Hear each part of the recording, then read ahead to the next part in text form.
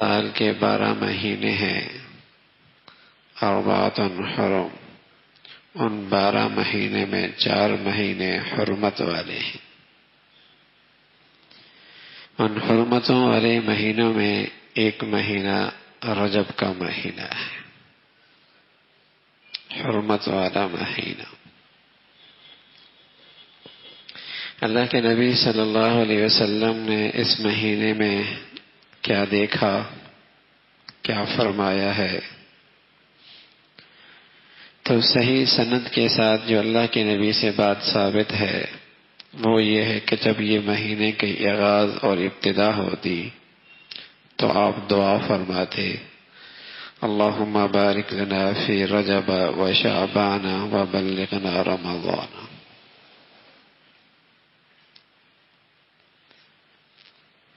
مسلمان بھی اسی کا اہتمام کرتے ہیں، ابتدا میں نہ کر پائے، جب یاد آ جائے تو اس دعا کا اہتمام کر لینا چاہیے۔ اللہم بارک لنا فی رجب و شعبان و بلغنا رمضان۔ اے اللہ میرے رجب میں، میرے شعبان میں برکت دے دے، یعنی میری عمر میں برکت دے دے کہ مجھے رمضان عطا فرما دے۔ گویا کہ رمضان کا اہتمام رجب سے ہو رہا ہے، گویا کہ رمضان کا اہتمام تیاری رجب سے شروع ہو گئی ہے۔ یہ اللہ کے نبی صلی اللہ علیہ وسلم سے یہ عمل ثابت ہے، صحیح سند کے ساتھ، صحیح روایت کے ساتھ۔ اس کے علاوہ آپ علیہ الصلوۃ والسلام سے اس مہینے میں اور کوئی عمل ثابت نہیں ہے کہ آپ نے کسی رات میں کچھ کیا ہو، کوئی روزہ رکھا ہو، کچھ میٹھا پکایا ہو، کوئی شیرینی تقسیم کی ہو۔ ان میں سے کوئی بھی بات اللہ کے نبی سے صحیح سند سے ثابت نہیں ہے۔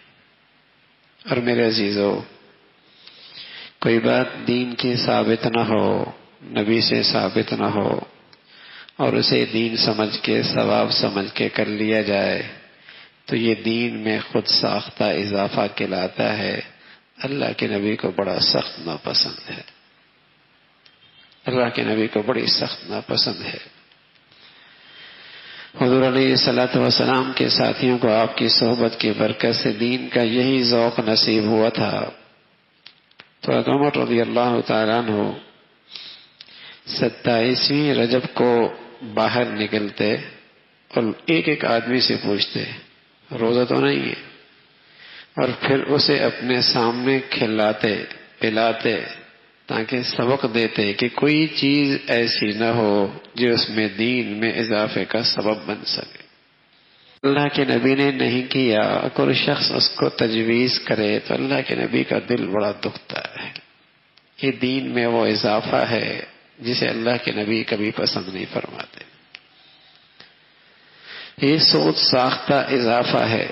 ہمارے بعض بھائی بیچارے ناواقفیت سے عناد نہیں ہوتا، ناواقف ہوتے ہیں اور انہیں صحیح بات کا اندازہ نہیں ہوتا، تو اس قسم کی چیزوں کا وہ اہتمام شروع کر دیتے ہیں کہ اس دن روزہ رکھنا ہے، کنڈوں کے نام پر کچھ میٹھا پکانا ہے، تقسیم کرنا ہے، جس کی کوئی حقیقت نہیں ہے۔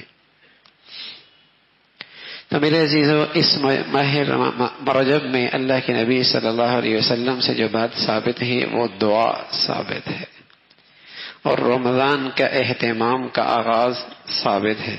آپ علیہ الصلوۃ والسلام نے اس کا اہتمام کیا ہے۔ باقی آپ کی زندگی میں ایک کمال ہے جس کا کوئی انکار نہیں کر سکتا، جس کا کوئی انکار کوئی نہیں کر سکتا۔ وہ آپ کے کمالات میں سے ایک بڑا کمال ہے، اور وہ یہ ہے کہ اللہ نے آپ کو معراج کی دولت عطا فرمائی ہے۔ یہ آپ کا معجزہ ہے۔ یہ کس مہینے میں آیا؟ بعض روایت میں آتا ہے ربیع الاول میں ہوا، بعضوں میں آیا رجب میں ہوا۔ یہ کون سی رات ہے؟ کوئی سی بھی ہو، لیکن اللہ کے نبی صلی اللہ علیہ وسلم کی زندگی میں اس معراج کے واقعے کے بعد 18 سال آپ زندہ رہے، لیکن آپ نے کسی رات میں کوئی خاص اہتمام نہیں فرمایا.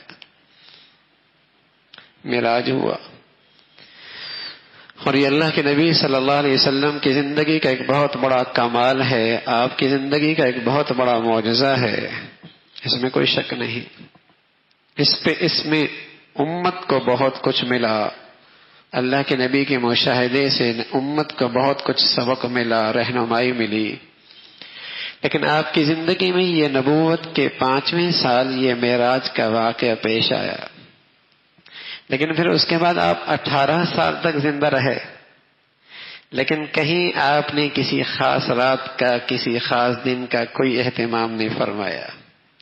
کوئی اللہ کے نبی سے بڑھ کر دین سمجھنے کا دعویٰ کرے یا صحابہ سے بڑھ کر عبادت کا اپنے آپ کو باذوق سمجھے تو حماقت ہی ہو سکتی ہے، جہالت ہی ہو سکتی ہے. نبی سے بڑھ کر راتوں کی فضیلت، ایام کی فضیلت کون سمجھ سکتا ہے، اور صحابہ سے بڑھ کر عبادات کا ذوق کون رکھ سکتا ہے. پھر اللہ کے نبی کی زندگی میں 18 سال گزرے، پھر آپ کے پاس صحابہ کی زندگیاں 1 صدی تک رہی، 1 صدی تک صحابہ کا سلسلہ رہا. لیکن اس پوری صدی کے اندر بھی پھر تابعین، پھر تبع تابعین کی زندگی میں کہیں کوئی ایسی چیز نظر نہیں آتی